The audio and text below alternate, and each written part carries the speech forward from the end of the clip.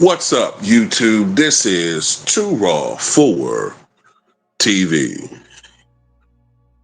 All right, so shout out to the brother Ticket TV. I saw you did a video talking about this a little bit earlier. Please subscribe to his platforms. So, a lawyer, a prominent lawyer over the past, I believe 50 years, 40 to 50 years, Roy Black, a criminal defense attorney who has defended notable clients, including disgraced financier Jeffrey Epstein, died Monday at 80 years old, his law firm confirmed. Black's partner, Howard Shrebnick, who joined his law firm some 30 years ago, confirmed his passing in a press release to The Hill, calling him the greatest criminal lawyer of our generation, perhaps in American history. Shrebnick also noted Black's ability to achieve acquittals over a span of 50 years in some of the most challenging and notorious cases of all time. He described him as, quote, my mentor, my teacher, and friend. Black died at his home in Coral Gables, Florida, after battling an illness. Black's wife, the Real Housewives of Miami alum Leah Black, also confirmed his death to People magazine. Black represented a wide array of star-studded clients, including singer Justin Bieber, race car driver Helio Castroneves, and political commentator Rush Limbaugh, excuse me. He also won the acquittal of William Kennedy Smith back in 1991.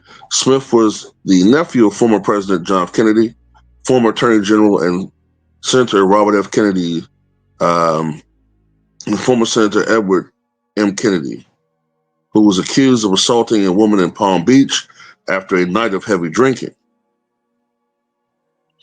Arguably, his most notable client was Epstein, whom he won a 2008 plea agreement in which the billionaire was given just 13 months in prison. Of course, Epstein has been in the news quite a bit, and it's just interesting. I mean, this could be a natural death. He was 80 years old, and he had, as they say, he was battling an illness. So this could be a natural thing. But it just seems like, man, convenient deaths just seem to happen to occur very, very frequently when it comes to this whole Epstein fiasco, you know? I mean, we all know that back in August of 2019, Jeffrey Epstein conveniently unalived himself right before his trial was to begin, after the second probe into his deeds. Then we remember earlier this year, Virginia Giuffre, one of the most prominent accusers of not just Jeffrey Epstein, but Prince Andrew, unalived herself reportedly at the age of just 41. That coming after, what, a month earlier? She was hit in Australia by a bus going 75 miles an hour.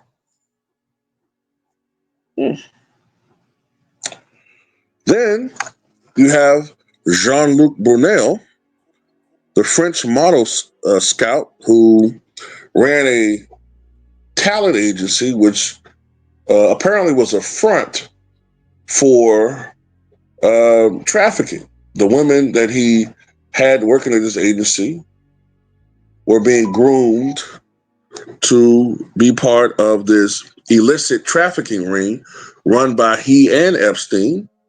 He conveniently unalives himself right before his trial was to begin a few years ago. And you have the executive named Thomas Bowers, who handled loans for both Trump and Epstein with Deutsche Bank. He conveniently unalives himself a few years ago. Oh, they also tell you about Deborah Palfrey. Now, I had something wrong in my reporting before. I apologize. I said that she said this on the Howard Stern show. I take that back. It was actually on Alex Jones. I think it was maybe 2 weeks before she unalived herself back in 2008. You might remember Deborah Palfrey as the DC madam. You know, the same DC madam who said that she had the black book, a little black book with names of prominent, very prominent Americans and people even outside of the United States, mostly in the political spectrum. And I'm talking about big names, allegedly, that were in this book, right? This would have destroyed careers. She went on Alex Jones and said that I don't feel unalivey right now. I don't have plans to unalive myself. And then a few weeks later, she was found unalive, hanging in a shed in her mother's backyard. She was just 41 years old, I believe. And that little black book that she had has gone missing. There's a connection with Epstein because many of the clients, if not a majority of the clients that dealt with her, dealt with him.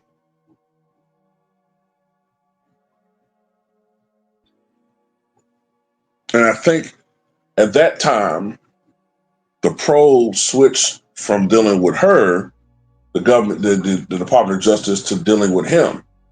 And that's when Roy Black was able to give or get Epstein that 13-month sentence, which I don't know. I don't know how you guys feel about this, but for a group of people, Trump supporters, who are so big into conspiracy theory, this one has a lot of legs here, and yet they don't seem to see it. It's like, but then again, Trump supporters lack critical thinking skills. They only care, they look to their leader, and if he says, leave it alone, there's nothing there, then they're going to do as told because they don't have brains or minds of their own. Now, I'm not talking about people that voted for Trump necessarily. I'm talking about those particular Trump supporters that we all know and loathe, the ones who can't think for themselves. At this point, if you really still believe that Donald Trump and Jeffrey Epstein didn't know each other, then you're a very retarded, you're a very stupid individual. I'm sorry. I know that's not a word people use anymore, but I mean, it is what it is. At this point, there's something wrong with you mentally. It really is. There's something wrong with you. And you're everything that's wrong in this country. You're a cult member. It's been confirmed. And you're going to go down with the ship. You're lost. You're like a zombie. You guys are Trump zombies at this point. You're lost. As I said before, this thing ain't going anywhere now. It's not. It's not. And I said that this was his fault because he created this atmosphere. He created this atmosphere of tension and hostility, and I'm not solely, but he definitely poured gasoline on it. Okay. And yeah, it's on both sides to a great degree, but I'm gonna be honest, from my perspective, Trump supporters in that side tend to be a little bit nastier. And now all of a sudden he's telling supporters to just shut it off, right? Just shut it off. There's nothing here. Even though we see that there's a lot there. But his enemies, I'm talking about Trump's enemies, outsmarted him in this situation because he knows that he can't release that list. It's not even about Trump anymore. It's bigger. It's way bigger than him. Way bigger than him. He knows that if he released that list or even announced he was going to release that list, I ain't got to say it. It won't end up well for him. So he knows that. But now people want the truth.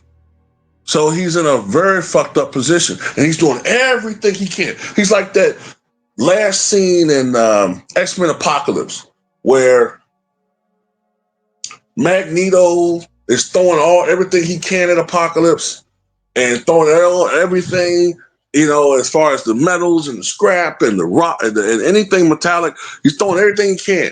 And the other members are throwing all their power blast beams and throwing anything they can, the plasma beams, and it's nothing that's penetrating Apocalypse. And Apocalypse in this situation is Barack Obama because there's nothing there that can really hurt him. It's made up. You're deflecting. And in every situation when we have someone who is like a Trump that's always getting a lot of heat, this racist ass country reverts to trying to make a black enemy out of someone. Because that's what they're comfortable with. Fuck no, we're not doing it this time. Nope.